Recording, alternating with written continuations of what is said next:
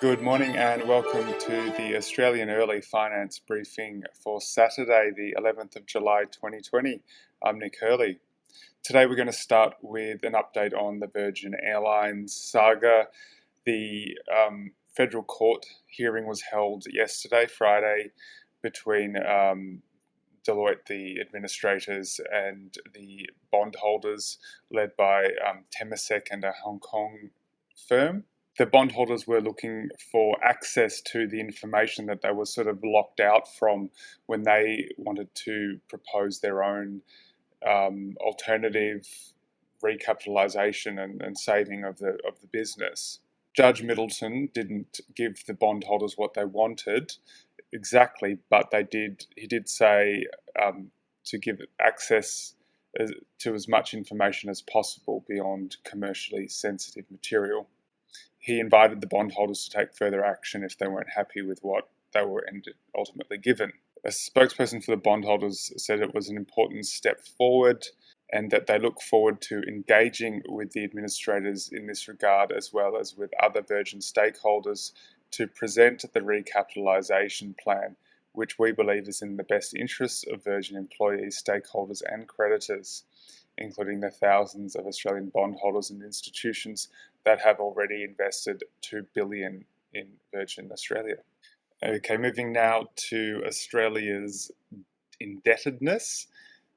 As you are probably aware, we have one of the highest household debt to income ratios in the developed world. The CEO of Commonwealth Bank, Matt Comyn, made a statement on Tuesday saying that refinancing and renewed interest in fixed interest mortgages are helping the loan growth of the major banks to hold up.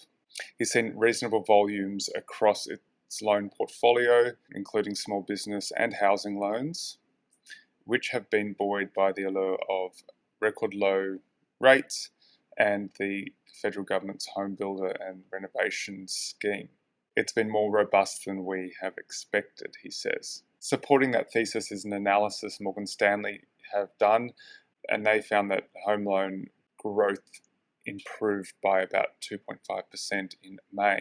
Now, underlying these sort of somewhat rosy figures is data on the number of loans that have been deferred through the coronavirus deferral program that all the banks are offering. Currently, repayments on 1 in 5 small and medium-sized business loans and more than 10% of home loans has been deferred by the banks. Of the home loan deferrals, 34% were for investor loans. So as we mentioned earlier this week, that the banks, whilst sort of extending the payment holiday another 4 months, are sort of pushing for those borrowers that aren't under coronavirus-related stress to actually resume payments. And there's talk that there may be a wave of distressed selling as these borrowers are pushed in that direction. And to the markets now, just an hour after New York has opened, it's up about 50 basis points. There's some positive news from Gilead, the maker of antiretroviral drugs, including the one remdesivir for coronavirus infections. They have come up with a statement saying that it actually cuts the mortality risk by 62%, which is a very, very strong number.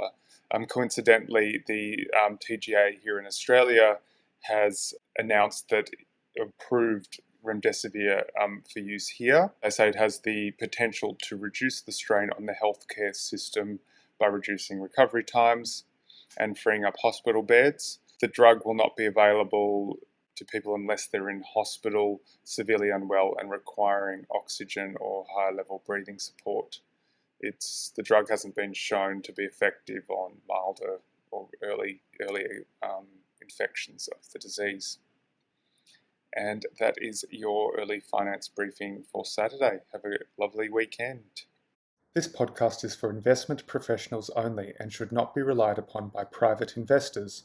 The podcast is provided for informational purposes only and does not constitute financial advice. The values of investments can go up or down, so you may get back less than you initially invest.